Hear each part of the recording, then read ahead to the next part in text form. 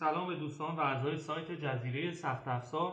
مبحثی که امروز برای شما آماده کردم رازهای حرفه‌ای‌های سخت افزار کامپیوتر و لپتاپ. کلا توی حوزه سخت افزار کامپیوتر و لپتاپ کسایی که خیلی حرفه‌ای میشن و اسمشون سر زبونا میفته چه کارهایی رو انجام میدن که در واقع به اسم تعمیرکاران حرفه‌ای شناخته میشن. چکیده‌ای از تجربیات چند تا تعمیرکار متخصص بوده که من باشون مصاحبه کردم و این 5 تا راز رو از دل تمام این مصاحبه ها در آوردم و خدمتتون ارائه میکنم. میدونم که شماهایی که دارین این مقاله رو میخونین یا این فایل رو گوش میدین دنبال موفقیت و حرفه‌ای شدن توی این زمینه هستین، وگرنه مطمئناً این ویدیو رو نمیدید. این نوشته ها خب حاصل تجربه کاری و مصاحبه با تعداد زیادی از متخصصین توی زمینه تعمیرات سخت افزار و لپتاپ. هرچند قوانین زیادی وجود داره که میتونه شما رو توی این زمینه از رقبا بالاتر نگه داره، شما میتونید خاص‌تر از رقبا باشید. اولین چیزی که همه متخصصا و حرفه‌ای‌ها توی این زمینه بهش اشاره میکردن این بود که حتما کسایی که میان وارد این حوزه میشن شماتیک خونی رو خیلی خوب و دقیق یاد بگیرن. تعمیرکاران حرفه‌ای همیشه از تجزیه و تحلیل و مهندسی معکوس بردها لذت میبرن. هر روز برای بالا بردن اطلاعات خودشون زمانی رو صرف میکنن. خب نقش خونی بردهای مختلف یکی از قوی‌ترین و مهمترین عامل برای متخصص شدن تو این زمینه است. ارتباط بین قطعات و المان‌های مختلف رو به خوبی درک میکنن و صرفاً روی تجربه کاری خود بسنده نمیکنن و همشون بلا استثناء شماتیک خونی رو فوق‌العاده حرفه‌ای بلدن و ازش خیلی زیاد استفاده میکنن. دومین بحثی که اینجا وجود داره اینه که اونا برای یادگیری مطالب جدید دست به تعمیرات میزنن، نه کسب سود. خوب توجه کنید. خب الان یه سری از ما میپرسن که یعنی چی؟ پس برای چی تعمیرات میکنن؟ چرا این اتفاق میفته؟ معمولا از تمام کسایی که مصاحبه میکردیم جوابی که میدادن این بود که متخصصین معمولا دارن که اگر هر روز مطالب جدیدی رو یاد بگیرن نتیجه‌ای که در بر خواهد داشت سود حاصل از تعمیراته. در واقع اونا کسب سود رو نتیجه حاصل از کسب اطلاعات بیشتر میدونن و همیشه از قانون 100-110 استفاده میکنن. خب همونطور که خودتون میدونید این قانون به ما میگه که اگر مثلا 100% اطلاعات رو شما دارین اونها رو مطمئناً خرج خواهید کرد. اونها رو خرج کنید یا مطمئناً خرج خواهید کرد.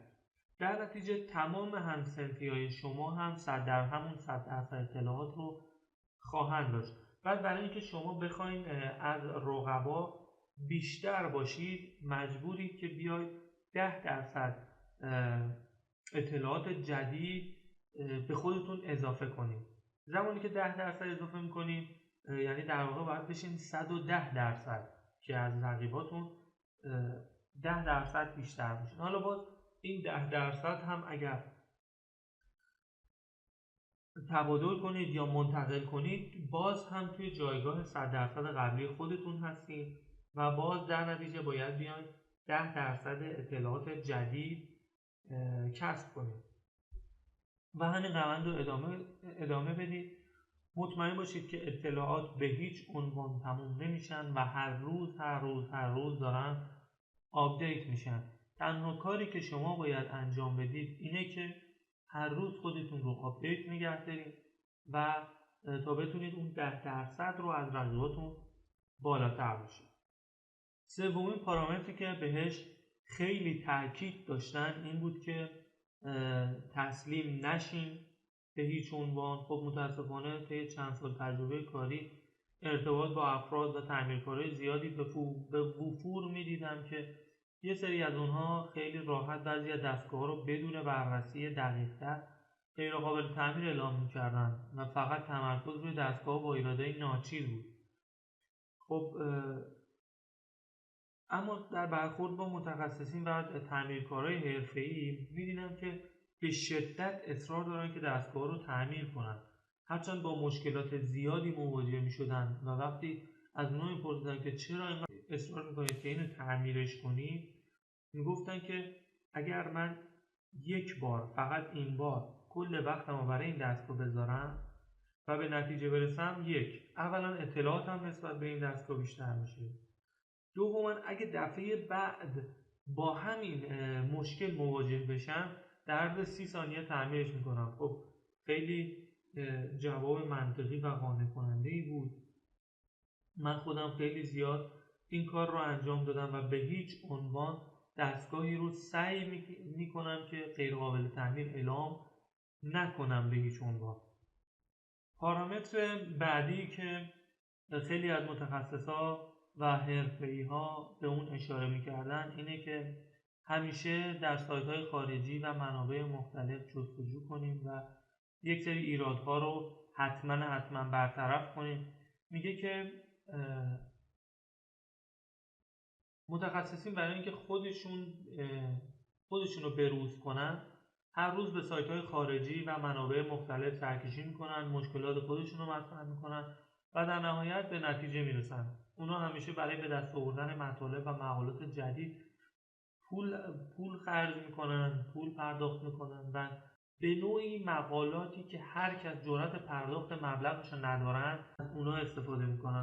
همونطور که توی ویدیوی 7 راز تعمیرکاران پولدار بهش اشاره کردم، این بود که معمولا اطلاعات رایگان دست همه هستند. اطلاعاتی که به صورت رایگان در دست عموم نیستند و هر کسی جرأت پرداخت مبلغش رو نداره معمولاً یا دست کمتر افرادی هستند و معمولاً دست افراد حرفه‌ای هستند. معمولاً میگن که اگر 100,000 تومان در میارین 50,000 تومانش رو صرف آموزش برای خودتون بکنید و در ماه‌های آینده مطمئناً اون 50,000 تومانی که برای آموزش خودتون هزینه کردید درآمد خیلی بیشتری رو کسب خواهید کرد. به طور کلی برای یادگیری بیشتر سرمایه گذاری میکنن، از منابع مختلف به خوبی بهره مند میشن و در کارشان استفاده میکنن. پنجمین پارامتری که بیشتر متخصصین و تعمیرکاران انجام میدن اینه که بعد از اینکه دستگاهی رو تعمیر کردن میشینن برای اینکه بخوان برد رو تجزیه و تحلیل بکنن، برای اینکه ولتاژهای مختلفش رو بنویسن و چک کنن، نوت برداری بکنن، میان بعد از اینکه دستگاه رو تعمیر کردن و اوکی شد، قبل از اینکه دستگاه رو ببندن یک سری چک پوینت ها رو برای خودشون مینویسن و نوت برداری میکنن و اگر از همون مدل دستگاه دوباره اومد بتونن روی چک پوینت ها تمرکز داشته باشن و سریعتر تعمیر کنن. اگر دیدگاهتون این باشه که دستگاهی که تعمیر کردم بلافاصله تحویل مشتری بدم و هدفتون از این شغل کسب درآمد باشه، خب مطمئنا موفق میشید. اما اگر دیدگاهتون این باشه که بعد از تعمیر دستگاه ارتباط‌های مختلف و ولتاژهای مختلف رو چک کنم و بعد از نوت برداری تحویل مشتری بدم و هدفتون از این شغل کسب ثروت و حرفه‌ای شدن باشه، 100% خیلی زیادتر موفق خواهید شد. مطلب دیگه ای هم هست که حیفم میاد نگم و مطرحش نکنم، اینه که معمولا به همه کمک میکنن. عموم مردم فکر میکنن که اگر راز کارشون رو فاش کنن دیگر جایی برای زمینه کاری خودشون نیست و کسب و کارشون بی‌رونق میشه، در صورتی که اطلاعات هرگز تموم نمیشن و هر روز اطلاعات تازه‌تری به وجود میان. تمام کسایی که توی این شغل درآمدهای بالایی رسیدن این دیدگاه رو نداشتن و همیشه در حال کمک کردن به همکاران و تبادل اطلاعات بین اونها. در واقع در دادن اطلاعات کساست به خرج نمیدهند. براتون آرزوی موفقیت میکنم. خدا نگهدار.